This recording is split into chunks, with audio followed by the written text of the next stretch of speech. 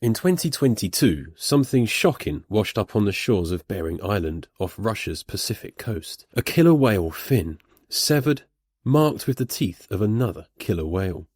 2 years later, it happened again, just 2 kilometres from the first discovery. At first glance, it looked like cannibalism, killer whales preying on their own kind. But as researchers looked closer, they realised they weren't witnessing simple aggression. They were witnessing evolution in action.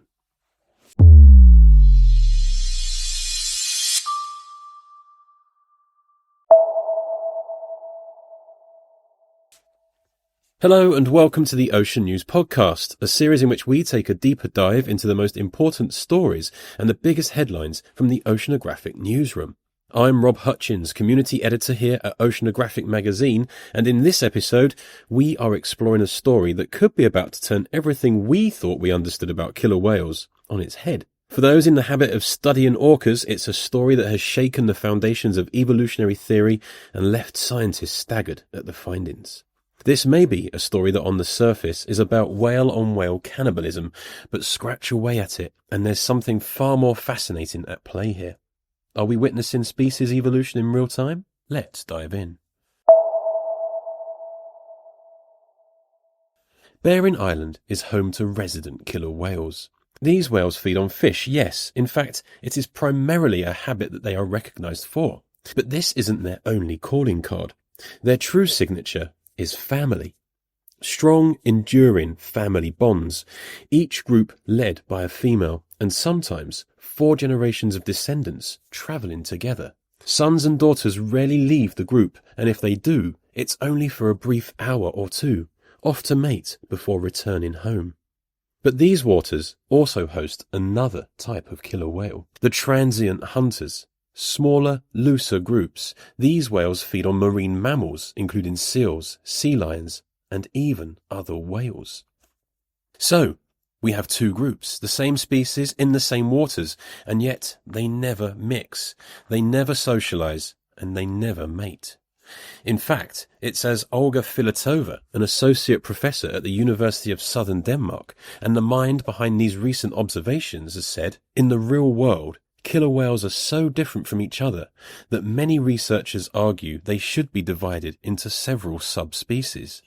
So different are they, Filatova argues, that it's likely that one group, the hunting killer whales in this case, do not even perceive the killer whales they feed on as belonging to their own species.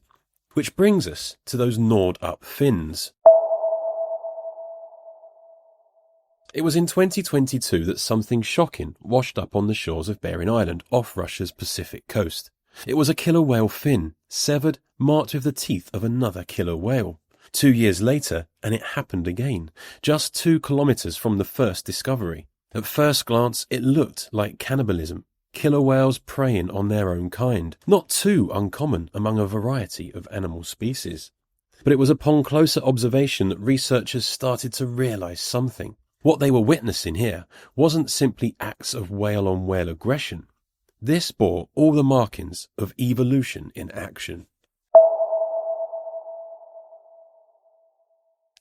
Together with colleagues Fomin and Ivan Fedutin, Filatova studied those severed fins. Their findings are published in Marine Mammal Science today. Could the whales have died of other causes and simply been scavenged? Possibly, but unlikely. Dead killer whales sink fast. Active hunting is far more probable of an explanation. Hunting killer whales eat what they kill, and they leave behind only the low-energy parts, in this case, the fins. Filatova notes that if it was simply an act of aggression, they wouldn't have bothered to tear off the fin in the first place. Resident killer whales do sometimes disperse, but only briefly, to visit other families, to mate outside their immediate group. But these gatherings span square kilometres, leaving family members scattered and vulnerable. One such gathering occurred just days before Fomin discovered one of those severed fins. Somewhere far back in time, perhaps hundreds of thousands of years ago, these groups first met, when ice-free waters allowed mammal-hunting killer whales from the Atlantic to arrive. Over generations, the resident families developed tight-knit structures. This was evolution shaping their survival, protecting the young and shielding the weak. Filatova believes that what we are witnessing now is an evolutionary process. He says that these two groups, which never mix, are becoming increasingly distinct.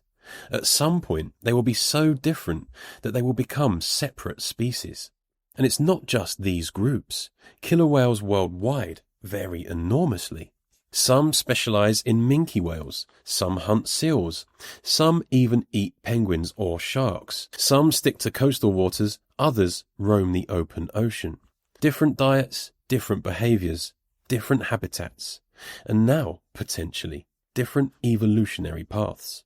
Could killer whales as we know them be on the verge of splitting into new species? Nature, it seems, keeps on surprising us, and sometimes evolution leaves clues in the most dramatic of ways. So from Bering Island, a severed fin, but now a window into the future of one of the ocean's most iconic predators. For more on this story or other stories on killer whales and other marine mammals, subscribe to this podcast and head to the Oceanographic Newsroom. This has been the Ocean News Podcast. I've been Rob Hutchins. This story was written by Eva Cahill. Thank you for listening.